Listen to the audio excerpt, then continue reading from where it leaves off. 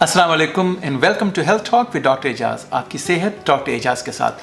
आज की वीडियो का फोकस है डायबिटीज़ और उसकी कॉम्प्लिकेशंस। वैसे तो डायबिटीज़ के बारे में बहुत सारी चीज़ें हम उसको बहुत सारी वीडियो कर सकते हैं। उसमें इसकी ट्रीटमेंट क्या है, डाइट कैसे होनी चाहिए, एक्सरसाइज कैसे करना चाहिए, इंसुलिन, मेडिकेशंस वगैरह।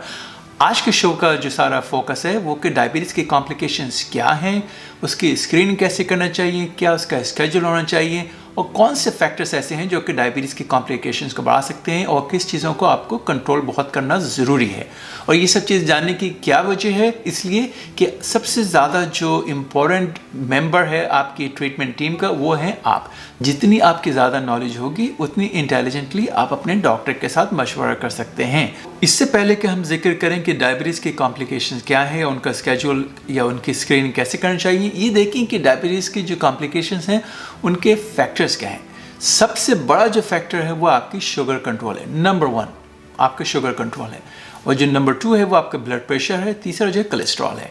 तो बहुत सारी स्टडीज़ हैं जिसमें ये बिल्कुल कंफर्म कर दिया है कि जो सबसे नंबर 1 जो फैक्टर है वो आपकी जो डायबिटीज़ का कंट्रोल है, यानी शुगर का कंट्रोल है। तो वो डायबिटीज़ का कंट्रोल आपको कैसे मालूम होना चाहिए, वो है एक टेस्ट कहते हैं, उसको कहते हैं हीमोग्लोबिन A1C। वैसे तो आप अपनी शुगर रोज़ाना अपने अगर चेक करें घर में, वो भी एक अच्छा टेस्ट है, लेकिन जो नंबर 1 जो स्क्रीनिंग टेस्ट है वो है हीमोग्लोबिन A1C। और आपने अभी तक हमारे चैनल को सब्सक्राइब नहीं किया है तो प्लीज़ सब्सक्राइब के बटन को हिट करें, साथ में बेल आइकॉन को भी, ताकि नई वीडियो जैसी अपलोड हो आप तक फ़ौरन पहुंच जाए, और साथ में शेयर करें अपने दोस्तों और फैमिली के साथ। तो ये देखें कि हीमोग्लोबिन A1C कितना फ्रिक्वेंटली कराना चाहिए। तो जिन लोगों की डायबिटीज़ का कंट्रोल जनरली अच्छा है वो साल में 2 दफ़ा यानी हर 6 महीने के बाद उनको हीमोग्लोबिन A1C अपने टेस्ट कराना चाहिए। लेकिन जिन लोगों की शुगर कंट्रोल इतना अच्छी नहीं है, जिनकी अप एंड डाउन रहती है, या ये कि उनके A1C पहले से बढ़ी हुई है, उनके लिए है कि उनको साल में 4 दफ़ा या 3 महीने के बाद उनको टेस्ट कराना चाहिए। याद रखें कि हीमोग्लोबिन A1C जो है ना, ये आपको जो पिछला 3 महीने का जो एवरेज शुगर है वो आपको बताती है। तो ये तो हो गया कि हीमोग्लोबिन A1C आपको कितना फ्रिक्वेंटली चेक कराना चाहिए। अब ये देखें कि कौन सी लेवल है जो कि रिकमेंडेशन है कि उतनी होनी चाहिए, ताकि उससे प्रिवेंशन रहे आपकी जितनी भी कॉम्प्लिकेशंस है।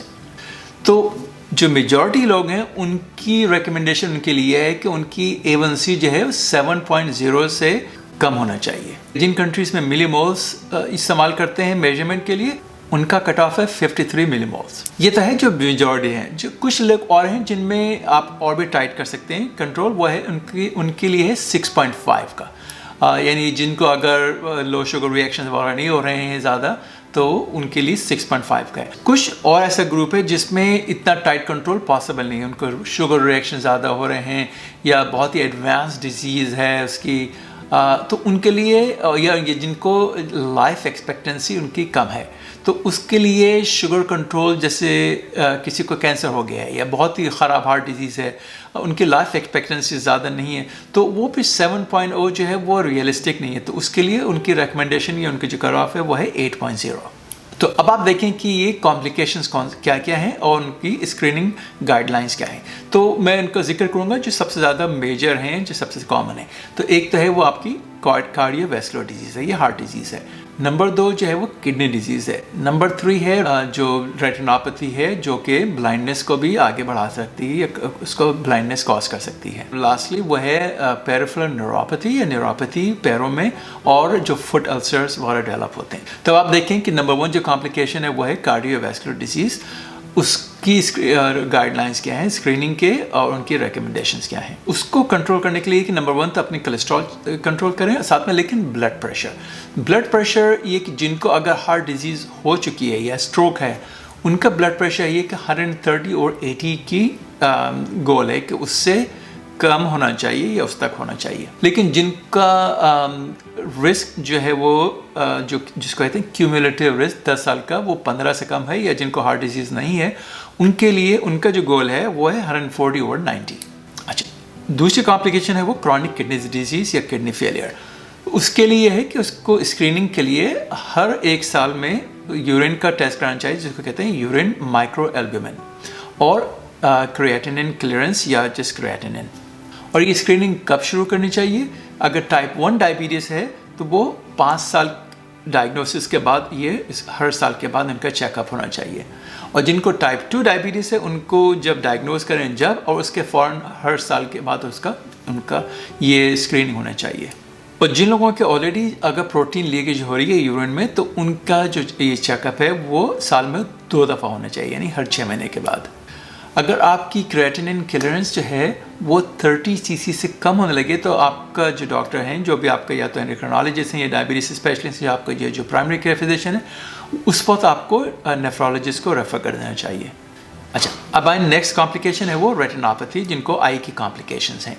तो उनकी स्क्रीनिंग क्या है? सेम चीज़ कि अगर टाइप 1 की डायबिटीज़ है तो डायग्नोसिस के 5 साल के बाद, और जिनको टाइप 2 डायबिटीज़ है उनको डायबिटीज़ जब उनको डायग्नोस की हो उस वक्त, और उसके हर 1 साल के बाद उनकी ये आई चेक होना चाहिए। और ये एग्ज़ाम होना चाहिए ऑप्थेल्मोलॉजिस्ट करें या ऑप्टोमेट्रिस्ट डायलेट आई करने के बाद। अगेन तो समरी में टाइप 1 डायबिटीज़ अगर है तो 5 साल के बाद, हर 1 साल के बाद, यानी लेट्स से कि आपको 15 साल के ऊपर टाइप 1 डायबिटीज़ डायग्नोस किए, तो 20 साल की उम्र के बाद आपने पहली दफ़ा अपनी रेटिनोपैथी चेक कराएं, आई चेक कराएं, और उसके बाद हर 1 साल के बाद। लेकिन जो टाइप 2 डायबिटीज़ है वो डायग्नोसिस जब करें जब, और उसके हर साल के बाद हर साल अपनी रेटिनोपैथी चेक करवाएं। नेक्स्ट कॉम्प्लिकेशन है न्यूरोपैथी, जो नर्व डैमेज कहते हैं, खासतौर पर जो पैरों में या हाथों में होती है। तो जिस तरह से और जैसे रेटिनोपैथी के लिए गाइडलाइंस थी, वो यहाँ पे भी हैं कि टाइप 1 में डायग्नोसिस के 5 साल के बाद एनुअली कराएं, और टाइप 2 में डायग्नोसिस के साथ ही और उसके फ़ौरन हर 1 साल के बाद उसकी चेकअप कराते रहें। अच्छा, ये सारी उस वक्त है जब हर चीज़ जो है नॉर्मल उसके निकल रही है, यानी कोई रेटिना में चेंज नहीं आ रही है, न्यूरोपैथी भी कोई नहीं है, जब तो ये हर साल के बाद है। लेकिन अगर इसमें आपने देखा है कि अगर कुछ चेंजेस आ रही हैं, तो आपका जो आई डॉक्टर हैं या फुट डॉक्टर हैं वो आपको बताएगा कि हो सकता है आपको 1 साल से भी ज़्यादा फ्रिक्वेंटली चेक कराना चाहिए। अब आए फुट केयर के ऊपर, तो सेम चीज़ कि आपको हर साल चेक कराना चाहिए। फुट डॉक्टर उसमें आपकी पल्स आपको चेक करेंगे, आपको न्यूरोपैथी के लिए चेक करेंगे। और उसका मकसद ये है कि अगर कोई आपको खुदा न खास्ता अल्सर डेवलप हो रहा है तो उसके फ़ौरन ही इसको तवज्जो दी जाए, ताकि उसके अल्सर की हीलिंग बहुत ज़रूरी है। क्योंकि जब अगर डायबिटीज़ में कॉम्प्लिकेशंस हो रही हैं, आपकी सर्कुलेशन भी कम है, तो एक कॉम्प्लिकेशन ये कि अल्सर हील बहुत मुश्किल से होता है। तो इसीलिए बहुत ही aggressive foot therapy foot doctor के साथ, फुट स्पेशलिस्ट के साथ बहुत ज़रूरी है। और एक केयर आप ये भी रखें कि जैसे अगर जिनको न्यूरोपैथी अगर शुरू हो रही हो, एक काम जो बहुत ज़रूरी है वो ये कि घर में आप फिर नंगे पैर नहीं चलें। क्योंकि अगर आप न्यूरोपैथी भी है, साथ में अगर अल्सर भी है, तो आपकी जो सेंसेशन है ना वो इतनी नहीं रहती। तो बाज़ दफ़ा ये होता है कि आपको ज़ख़म शुरू हो गया लेकिन आपको पेन नहीं हुआ, आपको पता नहीं चला कि ज़ख़म हो रहा है। तो एक तो ये कि मुस्तकिल आप उसको फ्रिक्वेंटली चेक करते रहें, खुद ही एग्जामिन करते रहें। और लेकिन दूसरा ये कि आप घर के अंदर भी शूज़ पहन के या चप्पल पहन के घर में चलें फिरें, ताकि आपको किसी चीज़ के ऊपर जैसे स्टेप कर ले, आपको पता नहीं चला वहाँ ज़ख़म हो गया। तो अगर कोई एक टेक होम मैसेज है वो ये है आज के सारे प्रोग्राम का, जो जितनी भी कॉम्प्लिकेशंस हैं तो सीरियस, लेकिन गुड न्यूज़ ये है, अच्छी खबर ये है कि ये सब के सब प्रिवेंटेबल हैं। यानी जो भी आपको कार्डियोवैस्कुलर कॉम्प्लिकेशन है, किडनी की प्रॉब्लम है, आई की प्रॉब्लम है, रेटिनोपैथी या ब्लाइंडनेस की, न्यूरोपैथी की या फुट अल्सर्स की, ये सब के सब प्रिवेंटेबल हैं, इनको आप प्रिवेंट कर सकते हैं। और सबसे नंबर 1 जो फैक्टर है प्रिवेंट करने का जो है वो है कि अपनी शुगर को कंट्रोल करें, अपनी हीमोग्लोबिन A1C को कंट्रोल करें, और दूसरा अपना ब्लड प्रेशर को कंट्रोल करें। ये आप अगर 2 चीज़ें कंट्रोल करें तो इसका आपकी जो कॉम्प्लिकेशन का रेट बहुत ही कम हो सकता है। ख़ासतौर पर आपने अगर हीमोग्लोबिन A1C अपनी 7 या इवन 6.5 से भी कम की हुई है, ब्लड प्रेशर आपने 130 और 80 से का है या उससे भी कम है, तो आपकी कॉम्प्लिकेशन रेट बहुत ही कम हो जाएगा इसका। तो अगर आपको आज का प्रोग्राम पसंद आया हो तो प्लीज़ ये शेयर करें सारे अपने दोस्तों से या फैमिली मेम्बर्स से जिनको डायबिटीज़ है, ख़ासतौर पर उन लोगों को जिनको डायबिटीज़ है टाइप 1, जो को 5 साल से ज़्यादा हो चुकी हो, या जिनको टाइप 2 डायबिटीज़ है। क्योंकि टाइप 2 डायबिटीज़ में फ़ौरन ही डायग्नोसिस के बाद ये सारी जितनी कॉम्प्लिकेशंस हैं उनकी प्रिवेंशन फ़ौरन ही स्टार्ट कर देना चाहिए।